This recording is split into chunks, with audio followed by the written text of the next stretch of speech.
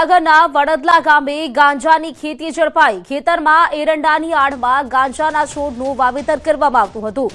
પોલીસે બાતમીના આધારે રેડ કરી ગાંજાના છોડ ઝડપી પાડ્યા છે। તો પોલીસને 258 નંગ ગાંજાના છોડ મળી આવ્યા છે। 2.37 કરોડના ગાંજાના છોડ સાથે આરોપીની ધરપકડ કરવામાં આવી છે। એનડીપીએસ એક્ટ હેઠળ ગુનો નોંધીને કાર્યવાહી હાથ ધરાઈ છે। વડદલા ગામે આ ગાંજાની ખેતી ઝડપાઈ છે। ખેતરમાં એરંડાની આડમાં ગાંજાના છોડનું વાવેતર કરવામાં આવતું હતું। જાણકારી સાથે સંવાદદાતા મિતેશ જોડાઈ ગયા છે મારી સાથે। મિતેશ, 258 નંગ ગાંજાના છોડ મળી આવ્યા છે, શું જાણકારી આ મામલે વધુ? જી બિલકુલ, જો વાત કરવામાં આવે તો મહીસાગર જિલ્લાના બાલાસિનોર તાલુકાના વડદલા ગામે ગાંજાની ખેતી કરવામાં આવી હતી। એરંડાની આડની અંદર વચ્ચે છોડ છે ગાંજાના, તે ઉગાડવામાં આવ્યા હતા અને તેની આડની અંદર જે પોલીસને એક બાતમી મળી હતી કે ગાંજાના છોડ આ એક ખેડૂતે જે વાવણી કરી છે તેને લઈને ગત રાત્રિના રોજ મોટો કાફલો પોલીસનો ત્યાં ખેતરે પહોંચ્યો હતો અને જે 258 જેટલા છોડ છે તે ઝડપી પાડ્યા છે। જોકે 258 છોડનો 2.37 કરોડનો જે ગાંજો છે તે ઝડપી પાડ્યો છે અને ખેતી કરનાર ખેડૂત છે વાઘજીભાઈ શિવાભાઈ પરમાર કે જે વડદલા ગામનો જ છે તેની પણ ધરપકડ કરી એનડીપીએસ એક્ટ હેઠળ જે ગુનો છે તે દાખલ કરીને આગળની કાર્યવાહી હાથ ધરી છે। મિતેશ, આ જે ખેડૂત છે લગભગ કેટલા સમયથી તે આ રીતે ખેતી કરતો હતો ને આ ગાંજાના છોડ ક્યાં મોકલતો તે વિશે કોઈ માહિતી મળી છે? જી બિલકુલ, જો વાત કરવામાં આવે તો બાતમીના આધારે હાલ તો ગત રાત્રિના રોજ પોલીસે મોટા કાફલા સાથે જે ખેતરમાં છે તે રેડ કરી હતી અને રેડના આધારે અત્યારે હાલ ગાંજો ઝડપી પાડ્યો છે। પરંતુ આ ગાંજો આખરે કેટલા સમયથી ખેતી કરતો હતો અને ક્યાં વેચતો હતો તે પોલીસ હાલ તપાસ કરી રહી છે। બિલકુલ મિતેશ, આભાર આપનો જાણકારી આપવા માટે। વડોદરામાં નશો કરી અકસ્માત સર્જનારની અટકાયત કરવામાં આવી છે। નશો કરી બેફામ કાર ચલાવતા અકસ્માત થયો।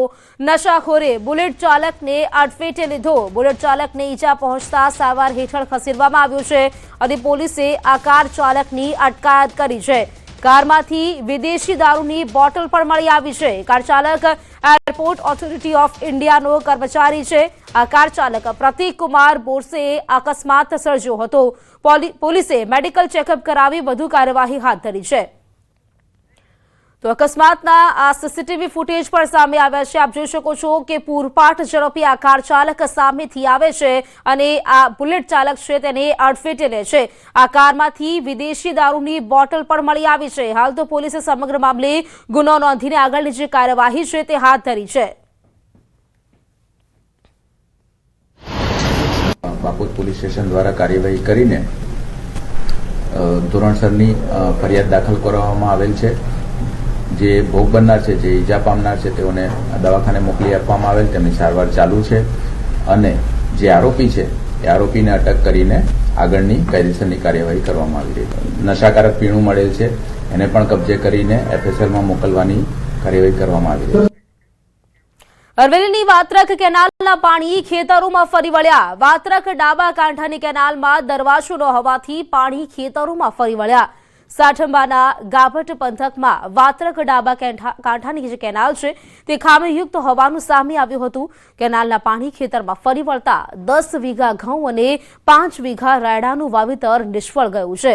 વાત્રક સિંચાઈ વિભાગની બેદરકારીના કારણે ખેડૂતોને નુકસાન વેઠવાનો વારો આવ્યો છે। નુકસાનીનું વળતર ચૂકવવા માટે ખેડૂતોએ માંગ કરી છે।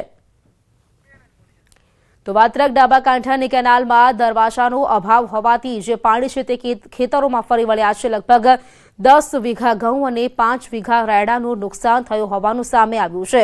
તંત્રની બેદરકારીના કારણે ક્યાંક ખેડૂતો હાલ નુકસાની ભોગવી રહ્યા છે। ઘઉં ફેલ ગયા છે, 5 વીઘામાં રાયડો ફેલ ગયો છે। એના માટે સરકારને રજૂઆત છે કે આના માટે યોગ્ય કેનાલ ડાબા કોઠાની -2 ઉપરથી આ પાણી આવે છે। એમાં છેલ્લા 3 વર્ષથી દરવાજો જ નથી। હવે વારંવાર રજૂઆત કરવા છતાં દરવાજો નાખી। સમાચારોમાં અત્યારે